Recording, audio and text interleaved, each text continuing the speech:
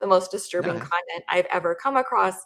And it's not in anything I've done in horror or true crime or anything like that. It's always in someone's memoir. you found the Live Local Marketing Podcast, where business owners share their knowledge about what's working in the market today. Welcome. Thanks for joining us for another local business podcast episode. Today we're with Jennia. Ma'am, how are we feeling today? I'm doing pretty well. How about you? I'm ready to learn about books. I have an English degree and I never use it for anything. So I'm glad that we were able to sit there and talk about books for a little while.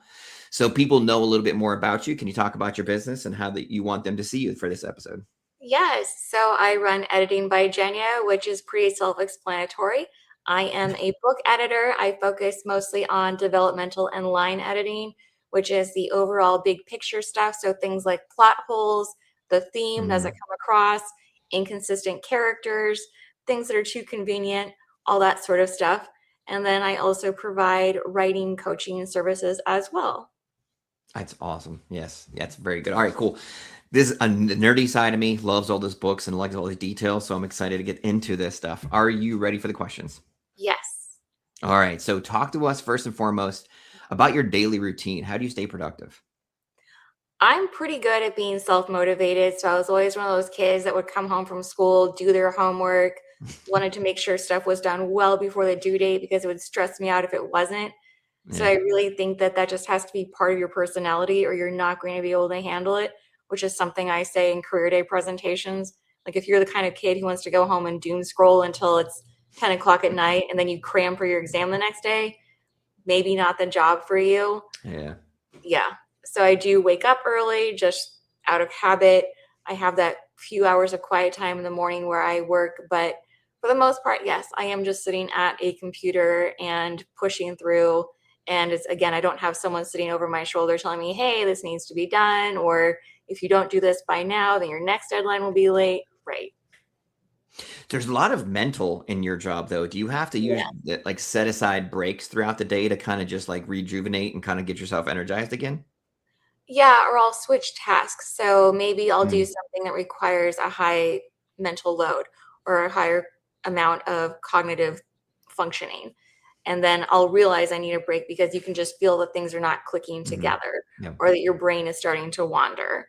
And there have been studies that talk about how that deep thinking, we have something like 4 hours at a time max, and then we hit a wall. So then I might answer emails or switch over to something with like a copy edit that maybe doesn't require the same amount of focus or the same type of focus. Or I'll do basic admin type stuff like sending invoices, that sort of thing. Do you do like physical stuff, like go for a walk and so forth too? I get a lot of studies that physical helps you kind of like It re-energize as well. does. So when I'm Do you? really, really exasperated and I can tell that my brain is just not performing where it needs to be, I do like to just go out and garden or just going outside Mm, with the dogs. That helps a lot. And it's usually in those moments too where something I've been stuck on and I'll have that answer come to me where it might be like this thing in the plot is yeah. not connecting or we need something here, but what could it possibly be? What suggestion can I give? And I'm not coming up with anything, and yeah, it's when I take those breaks and just wander away that it'll usually suddenly come to me. That makes sense. Yeah. So all these things are very relaxing. So let's shift gears and talk about stressful. What is something that people wouldn't expect that would be stressful about your job? There are a lot of really tight deadlines. And Oh, yeah. so because you have so many people that have already been hired or had their services reserved ahead of time, when the author is late on their end, that usually means less time for you because they cannot adjust their publication date or the date they've hired their cover Mhm. designer who might be booking a year out. So it's not that unusual for me to end up having like 14 to 16-hour days because I'm pushing through to make sure that that deadline is reached. Mhm. And there have been times when, for instance, I've had to bring my computer with, well, often I bring my computer with me on vacation or I'm Yeah. answering emails while I'm on vacation, that sort of thing. Gotcha. So what part of the stuff you handle the editing and so forth? So that means you have like a team that does designing or a team that does printing or like you have various vendors and so forth that you work with for that? A quick break before we get to that next answer, because I know that answer is going to be brilliant, which is why I chose this moment to interrupt. If you love what you're seeing and you want to run your business off of warm marketing and referrals, visit our website, livelocalwarmmarketing.com.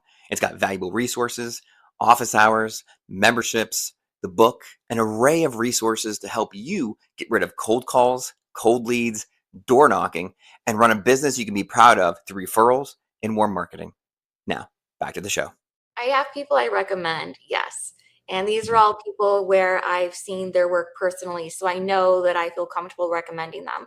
I'm not going to just take some random name that I've heard on Facebook or at another event and then said, yeah, go to this person for your cover design or formatting or whatever it might be.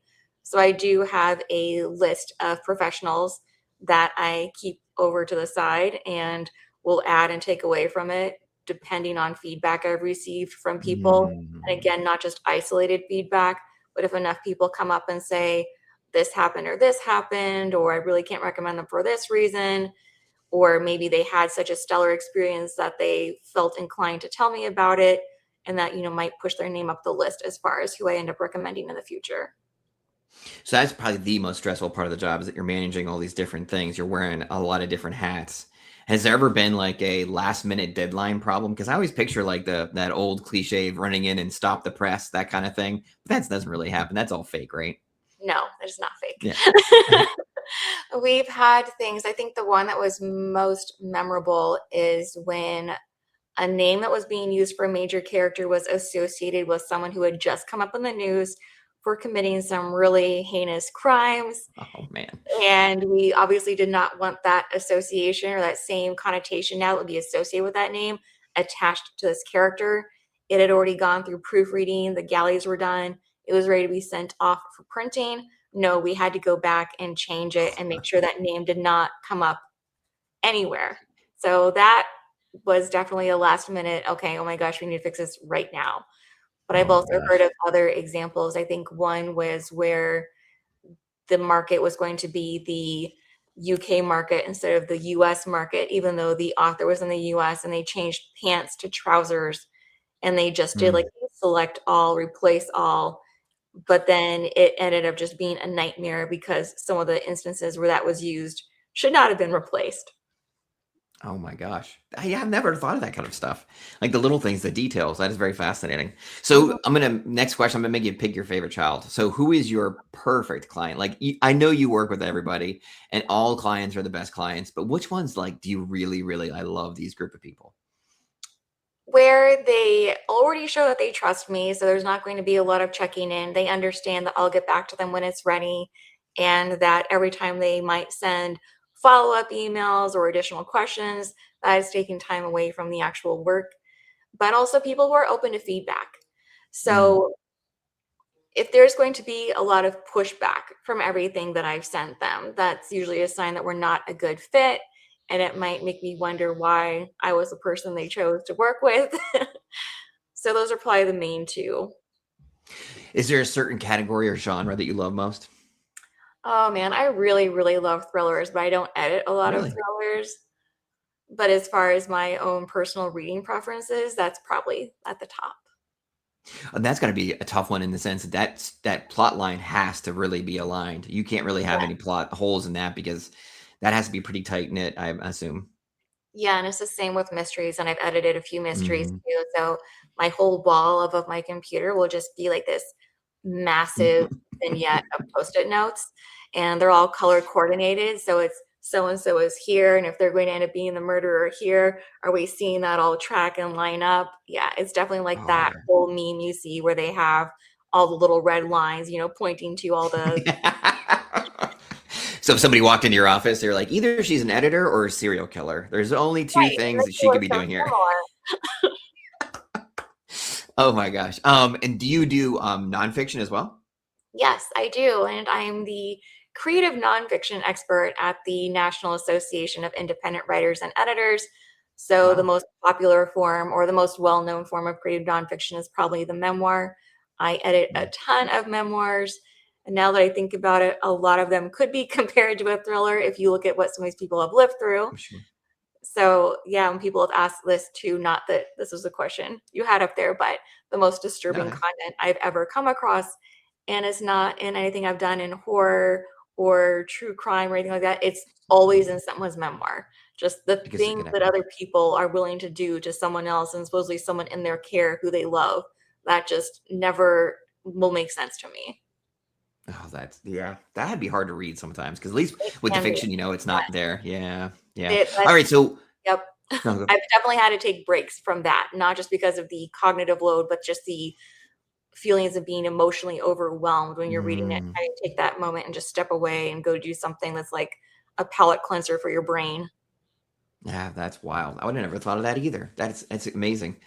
So as you bring in your favorite clients and you do this kind of content, you even talked about it a little bit earlier about like your favorite kinds of people. How did you brand yourself to attract those types of writers? What things are you doing to make this the kind of author editor I am? I don't really do a whole bunch for branding because almost all my clients now just come from word of mouth. I haven't Okay. actually advertised my services, I don't think, for at least 3 years now. Wow. So branding That's isn't something that I really pay attention to anymore, but I do have, like a color scheme. I might have mm, certain books that I promote more than others just because I'm really proud of them for one reason or another. So that also sort of helps people self-select whether I'm going to be the person for them or the person who will understand their story. okay. Got it. So you had to pick colors and so forth. Like how'd you come to those? Was it just like these are my favorite colors, or did they have like meaning and power behind them? Yep, it was really just what are my favorite colors, but what Colors. also is professional enough for this workspace. So I might not have had, like cute little whimsical things, even though I think they're really adorable, or hard striking colors, because again, that's going to be really limited and it might turn away some of the people that I would want to attract to me. So I felt more like I just needed to brand myself in terms of what represents me and who I am while still making it clear what I do.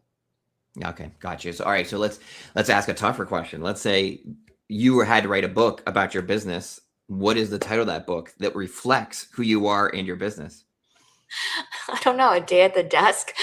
A day at the desk. Got to be a nonfiction day at the desk, checking emails. Yes. Okay. So you haven't been doing it for 3 years. Before that, though, how did you attract people? So I also belong to some of the various editing organizations, and Okay. they have job boards and things that will come through that way. And I would apply to jobs or different inquiries from various authors who'd come through when posted. That was Gotcha. probably how I really got started. But I also got started working with some local people, hear what I had done, and then I would let them know that I'm available for whatever it was that they might be in need of. Okay. Gotcha. You just put in the reps. You just put in the time and put in the reps. Yeah, Mhm. that's awesome. Talk to us, and this could be an easy one, I think, for you actually. Talk to us about some of these repetitive things that move the needle for your business, maybe 3 years ago, that maybe people wouldn't expect that you would have to do for your marketing. Some of the monotonous, easy little things that you had to do. Really, a lot of it just making people aware of what you even do. So it might Yeah. be that I'm going to an event or I'm going out and just having it naturally come up in conversation. I'm available for this. This is what I do. Or even Okay. explaining what an editor does, because so often people seem to think that it's just proofreading, and it really, really isn't. And so I've gotten a lot of work that way in the earlier days. Although you have to be careful too, because some events do have a non-solicitation rule. So Mm, you can't just go around handing out your business card, that sort of thing. But even just stuff like going to a library or a bookstore or wherever you think people who might need your services would be attracted to naturally going, leaving a yeah. business card or a flyer on our bulletin board, making sure it's okay, printing off postcards, bookmarks, whatever, leaving them on tables at that sort of place, writer conventions. Yeah. All right. So when you go to, let's talk about the events again. So when you go to events, do you sometimes bring like your client books and stuff with you to say, hey, listen, I can help you sell the books. And by the way, I edited these books. Is that how that works, or what does it look like for you? If I'm doing an online presentation, I will usually have a page where I show some of the books that I've most recently edited Okay. that I'm especially proud of, and I might share those in person. Sometimes it depends on the event, just because I don't always feel like carrying a bunch of books around, but I do at least bring my business card and the sticker for my podcast. So, all right. So this is still fascinating because an editor, that's really difficult because it's kind of a necessary, but not flashy. So most of the time when you go to events and stuff, it's flashy. They have signs and they have bulletin boards and they have things. What do you take with you? I have a table banner and Again, I do like to have some sort of display, so I'll have at least a couple of books there.